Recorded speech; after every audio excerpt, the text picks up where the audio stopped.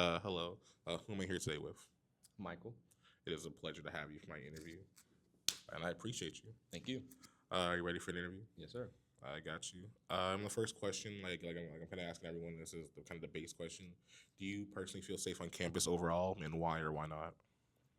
I feel safe in certain areas, but Mm, other areas are some places I tend to stay away from, to say the least. I feel there are certain hot spots around VCU campus. I don't like being in big crowds, so I try to kind of just go to where I need to be and stay out of the way. But there's some places you just can't avoid, so I like to steer away from other places. I get that. For those certain areas, I would like to ask: is it like a time thing, like midnight to maybe a 5 p.m., or is it like just the people? And what could those places be? Just out of curiosity, like certain specifics, or is it just like the entire general area? Broad Street at night is a Got you. big hot spot I tend to stay away from. I don't like going on Broad Street at night. Like Broad Street's the big Belvedere, area. That's crazy. it is, but Broad Street at night, I'll pass. I get that. Belvedere, I tend to stay away from. Like going towards like Brook Road and Clay and all that, I tend to stay away from too. Going over there, like more you get closer to like the city, Yeah. I tend to really stay away from, especially at night. Daytime, not too many places off the top of my head I can think of, but like I said, I just like to go to where I need to be and get inside. That's totally understandable. I guess for my next question, do you think VCU handles sexual assault cases effectively? On why or why not?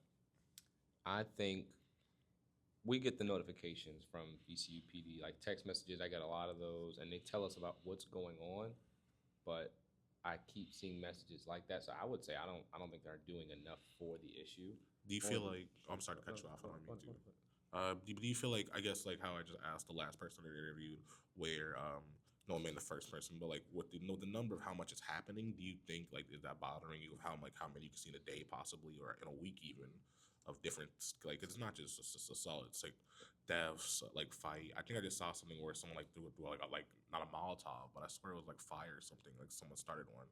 Do you think that bothers you? How often it is? Yeah, it's sad because it's a reoccurring issue. Whereas some people don't feel safe walking by themselves to class or walking to go get food or even to like a grocery store. Like that's it's sad and it's very alarming considering that it keeps happening over and over again. And we get these notifications about it, but it seems like not enough is being done. I get that. Have you seen any VCU campaigns or like messaging about sexual assault prevention or violence prevention, possibly? I personally haven't, and that may be just me not looking in the right areas. Like I know we have Soho Fair and we have stuff with the activities planning board and everything like that, but maybe I'm just not looking in the right areas with the commons or other hotspots around Monroe Park. But I don't think I see it enough. That's fair. Um, I guess like since we like I myself can't even find some of the messaging at times. The farthest I've seen is the little signs in the bathroom, but they changed them. I think Yeah. they changed them last year, and then they changed them like every 6 months. I think so. It kind of goes to what differently they feel. So I can't even say those count.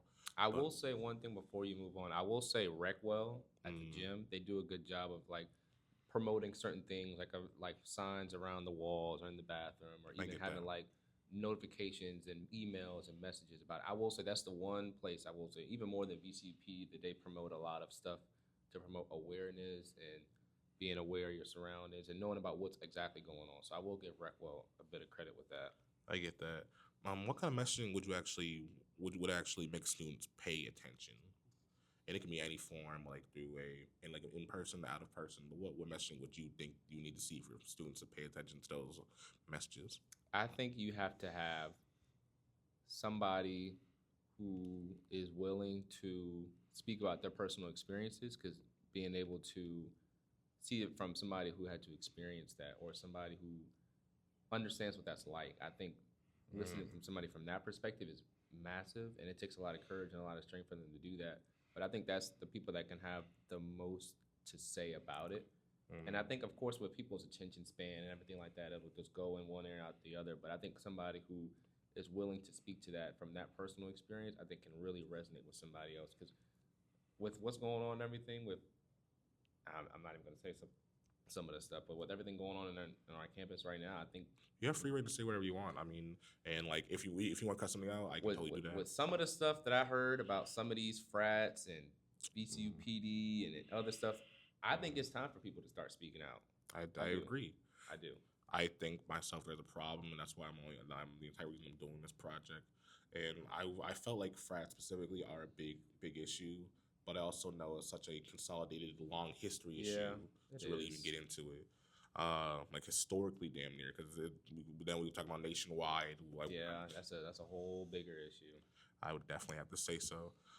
Next question: if you saw a situation that looked uncomfortable and unsafe, would you consider intervening, or would you intervene, and why or why not? If it looked unsafe, Or was like, because I mean, like, if you see something, you can always see what your eyes would like could give you. yeah, but you can hear. Yeah, and things can happen. So you never know until you actually are in the situation or a part of it. So that's where I asked that. I'll tell you an example of what happened to me when I first got to BC my freshman year. Me and my friends, it was broad daylight. We were going to get pizza at what's the pizza spot next to the village? A lot of people like Colas? it. No, I love Christians? the Colas. Christians. Mm. We were going to get pizza there. My friend wanted to get pizza, and we heard like loud gunshots. It was right around the corner. BCUPD sent out something saying that the guy got hit in his hand. And we went to the door. My friend had just ordered pizza. We were sitting outside, and he was eating it. We walked back in to try to get inside to get safe and get away from the scenario, like flee the scene. And the lady locked the door on us. Stood there and locked the door on us as he had just ordered something. So I'd say in a scenario like that, making sure the scene is safe first of all. If I am able to help, helping. But if I can't, then calling somebody like BCUPD. But another big issue with that is you'll call BCUPD, and then of course they can't be there in an instant, but Yeah, but the wait time, the wait right? time is very concerning too. I've heard stuff about that. Yeah, I've heard a lot about that. And I'm sorry you had to go through that. That's something traumatizing. Hey, I'm still here and breathing, so grateful for that. Which is a blessing.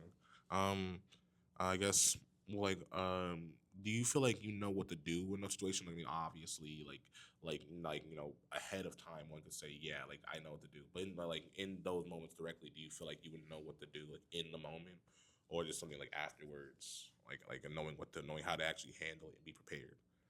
I feel comfortable as to where you got to be aware of your surroundings. Which is fair. Which is always whether it's the scene is safe or the scene is not safe. But got to be aware of your surroundings. Got to know where you're at.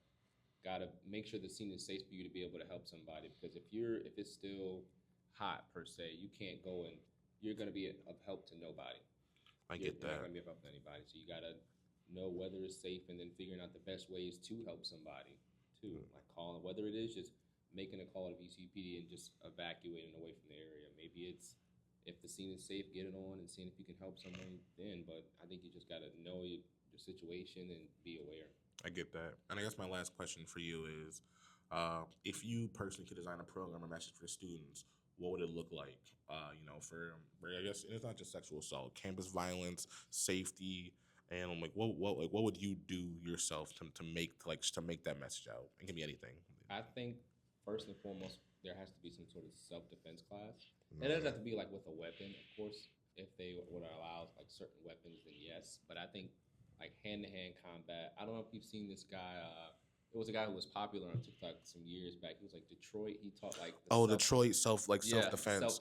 He had a bunch of guys from like celebrities coming into it. Yeah. I really like this video. They were interesting. I like his videos. They were interesting. I think if you did something like that to get people comfortable to know what to do in those scenarios, whether it's anybody, just to know how to get somebody to get off you or to escape like a hold or a grasp, something simple like that. But to teach that to get people comfortable and confident with being in those situations and knowing what to do, I think is very important. I also think you have to have in that class a space of like how to stay calm in a situation too, because there's a lot of fight or fright or flee.